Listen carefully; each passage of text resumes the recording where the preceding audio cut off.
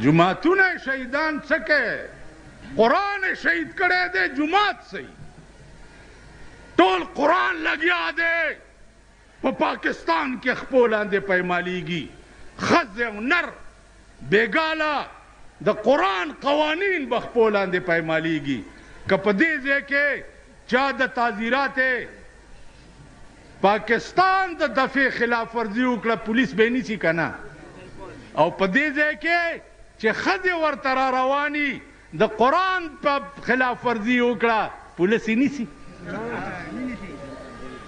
نیسي یې حفاظت یې کوي چې نه زنانه ده چې لاس دې پې ونه دا خو راوتې هم دیله ده که نه، دا خو راوتې دیله ده، خپل خاوند یې چیچړ دی.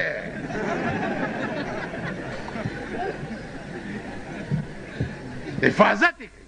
او زه چې په مزدورۍ مې چا سره د چایو ګنډه په سایکل تړي، هله قانون یې لاس کې واخیسته و، کسټم والا په لینکوزر کې ورپسې ګرځي. خدای ته وګورئ، د خدای لویې ورځې ته وګورئ. تباه به شئ، بیړه به م غرقه شي. زما په خدای قسم دی چې د قبر نه به م د اور لمبې راوځي. بانک شو یا دا مولیان هم دې ته اوزګار دي که نه؟ وایم د دې الله اکبر.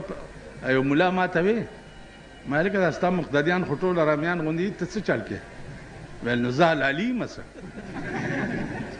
زه څه چل کوم په مصله؟ زه داسې چل کوم چې زه دا وایم چې علیکم غضب الله، علیکم غضب الله. په تاسو دې د خدای غضب وي د سور زامنو. دا دې طرف ته چې ناست دي او دې طرف. بل یو کابلی مولا مدرسې ته روان، ما ته ویل چې مولانا صاحب مولانا صاحب خبره وکړه، مال په ارام کښېنه، ناوخته دی مدرسې ته ځمه. ویل خبره خو واره. مالې څه چل دی؟ ویلې ولې رانه منډې وې؟ مال تا هغه ورځ د اجړا جنازه کړې ده. ویل نو ما څنګه جنازه کړې ده؟ ځان خو پوهېوه که نه؟ ځان نه دې ویل هند هند جوړ کړی دی. ما ته وایي مال ښه وایه څه دې کړ؟ ویل چې ودرېدم، مال چې یو من بوس پاروا د دې دوس. بچیا مونږ هم درته هغه ستنې به وو چې رانه د بخښنې بوی ونه ګورې. بوی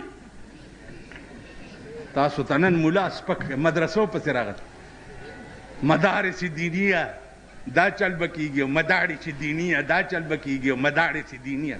مدارس دینیه به وي، د دې حفاظت به الله داسې کوي لکه الله چې د کعبې حفاظت د ابراهه د فوج په ابابیلو کړی او که نه یو کړی. اتیانو فوج پې راوستو چې ورانه کوي دا کعبه. څوک نه و د کعبې پوښتنې والا. قرآن څه وایي؟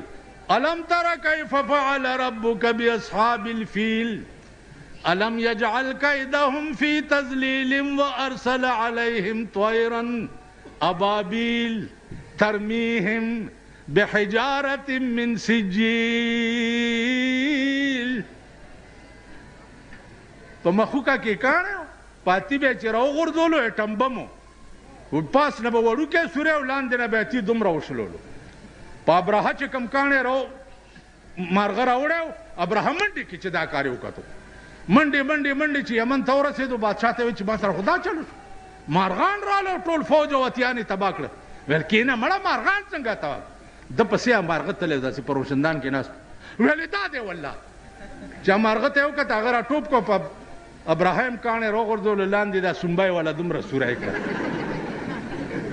واره ته د مدرسو غم وړې، د دې حفاظت به خدای کوي. ته پوه شوې؟ د ماتم پټکی خو دې تړلی دی تور. ماتم نه دی، خوشحالي ده. دا مدرسه